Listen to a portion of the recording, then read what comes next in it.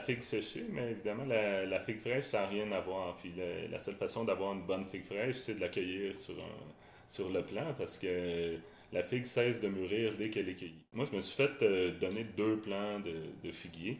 Puis au début, c'était une curiosité. Je les ai plantés dans la serre, je les ai couchés l'hiver comme j'avais entendu que les Italiens faisaient ça à Montréal. Les Italiens coupent les racines à l'automne, couchent l'arbre, l'abrient, puis c'est comme ça que l'arbre passe l'hiver. C'est ce que j'ai fait dans la serre. Donc, tu as commencé avec tes 2 plants. Aujourd'hui, Ouais. tu en as combien? L'année prochaine, je vais en planter une vingtaine dans la serre, là, je crois, pour essayer d'autres variétés aussi. Pour l'instant, j'avais seulement 3 variétés. 4 variétés cette année. Il y en a une qui s'est avérée peu performante là, dans les conditions plus humides de la serre, là, qui correspondent peut-être moins à l'endroit là, où habitent normalement les figues. Ouais. Par contre, les autres variétés, ben, une entre autres, là, s'est avérée vraiment exceptionnelle au niveau de la production. Là. On parle de combien de fruits?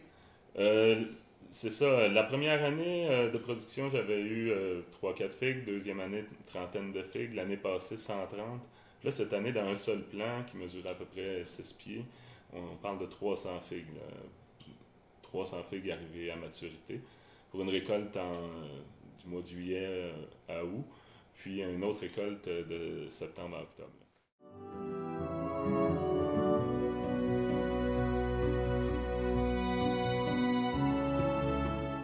On est au printemps, au mois d'avril.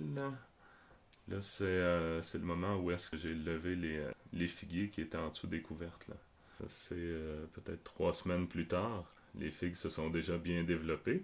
C'est à ce moment-là que je vais pratiquer la principale taille là, sur les figues. Puis on voit, j'ai cultivé du mesclun en dessous. C'est une manière de bien gérer l'espace. Il y a des tomates à côté. Tout le monde reçoit le même traitement là, au niveau des amendements et tout. C'est ça, c'est très, très généreux. Là. Sur un arbre en santé, en production, là, c'est tous les bourgeons. Chaque bourgeon des pousses de l'année d'avant devrait donner une figue. Là. En une seule récolte, une journée. On a des variétés à chair ambrée, à peau verte, à peau violacée, à peau panachée, des variétés violettes à chair rouge. Ouais, ça, c'est quand on couche. Ouais, ici on voit les figuiers couchés, préparés pour l'hivernation.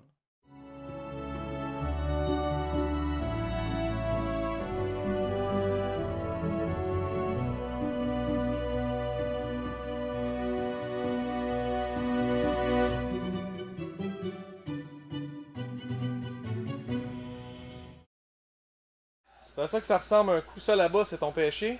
Ouais, ça, c'est à suivre comme expérience. Je dirais que le pêcher, ça m'inquiète plus parce qu'il y a une dormance très fragile qui a tendance à se réveiller là, dès les premières chaleurs dans la serre. Puis après ça, on a d'autres températures froides qui peuvent être fatales pour la floraison puis hypothéquer la récolte. Fait que ici, ça, c'est les figuiers. C'est de ça que ça a l'air l'hiver. C'est des plants qui ont été couchés un peu avant que la terre gèle, au moment où les feuilles étaient toutes tombées sur les arbres. On ramasse les feuilles, on met des spirales, on coupe les racines tout le tour, puis on couche l'arbre. Puis, ben, on peut le lever ici, tu peux faire le tour. Ici, on voit il y a 4 épaisseurs. Un petit feutre synthétique qui garde sa chaleur même s'il est humide. Là. Et on lève. Ouais, j'en profite pour mettre un peu de pépinière, des choses plus fragiles, une expérience. Fait que là, je vois que tu mets aussi tes figuiers en pot, tes couches en même temps. Tant qu'à briller, tes figuiers en terre. Ouais, j'ai aussi une partie des figuiers qui sont couchés dehors carrément avec la pépinière. Bon, ici on voit un plant qui a été couché. Ici c'est le plus gros plant. On voit sa motte de racines qu'on a coupé ensemble puis qu'on a réussi à coucher. C'est sûr qu'un arbre là, de ce calibre-là, ça commence à être quand même un petit peu costaud là, comme travail à coucher, mais ça vaut la peine parce que c'est très très productif. Puis c'est une opération qu'on fait une fois dans l'année. C'est quand même très généreux par rapport à l'effort. Ici, on voit une branche. Ça, c'est des pousses de cet été. Puis si on s'approche, si tu t'approches, ici, tu vas voir chaque bourgeon, c'est une figue. ici qui va pousser au printemps. Ensuite, il va y avoir des nouvelles pousses qui vont donner d'autres figues d'automne, puis qui vont redonner des figues au printemps prochain. On voit ici, il va en avoir vraiment beaucoup. Là. C'est toutes les branches. C'est toutes les branches qui sont productives. Il n'y a pas de... La technique, c'est un peu spécial. Là. Dans le fond, je peux te le montrer. C'est que ici, je vais avoir des figues à chaque nœud, à chaque bourgeon. Je vais avoir une figue. Puis il va pousser aussi un bourgeon destiné à produire une branche. Là. Ouais. Puis tous les bourgeons de branche vont être supprimés en laissant la figue puis la feuille jusqu'aux 2 derniers, ici, qui vont redevenir la pousse pour l'année prochaine. Ça empêche le plant de devenir trop gros. Puis ça envoie beaucoup d'énergie aux figues. Les bourgeons renflés comme ça, c'est des bourgeons de figues. Puis après ça, les bourgeons le bourgeon de branche, il n'est pas apparent pour l'instant. Ok, il n'est pas apparent pour l'instant, ok. Fait qu'en dessous de chaque figue en devenir, il y a une branche en devenir. Ouais. Les chandelles comme ça c'est un bourgeon de branche. Okay. Ça va ressembler à ça, les bourgeons de branche, quand ils vont commencer à pousser. Puis à ce moment-là, avec le doigt, on est capable de juste casser la petite chandelle. Ça paraît compliqué, mais c'est relativement simple. Celui-là, cet été, il m'a donné beaucoup plus de figues d'été. Puis l'année d'avant, il m'avait donné plus de figues d'automne. Peut-être que c'est la taille que j'ai fait qui a vraiment favorisé la figue d'été.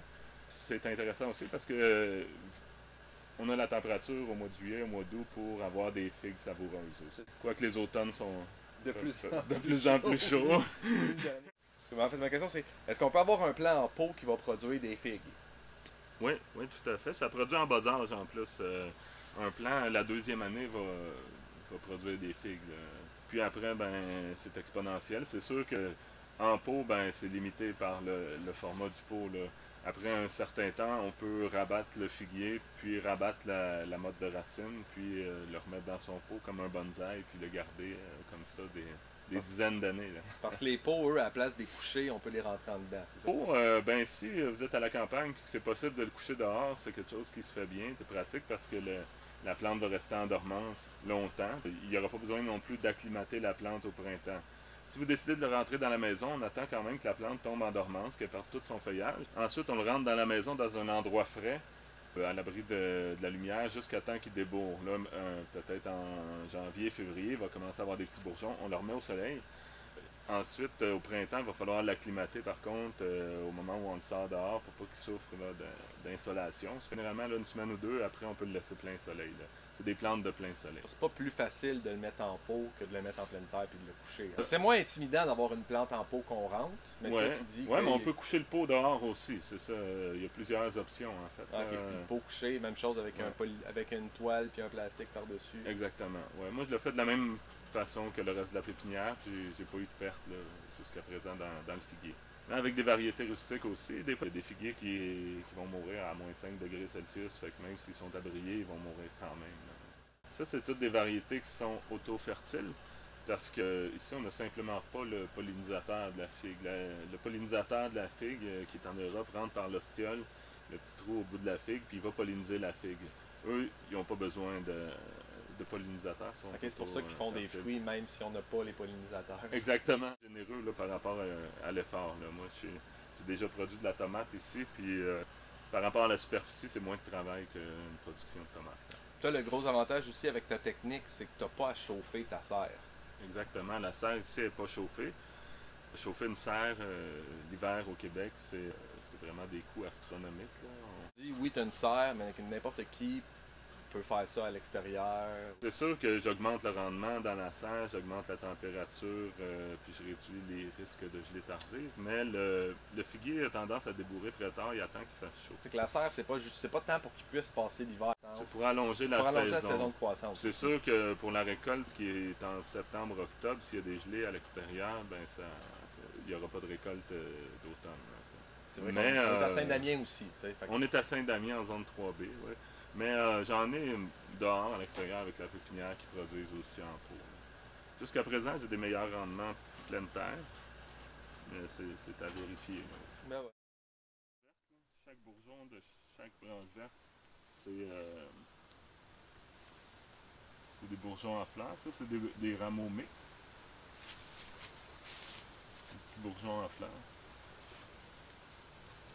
Mais hâte de voir. Ça, je pense qu'il y a placé les chiffonnes. On supprime les branches qui font trop de bourgeons à bois. Mais pour l'instant, ça n'a pas produit encore beaucoup, mais j'ai très confiance pour l'année prochaine. C'est à suivre. Ouais. Mais je le conseille pas. Non.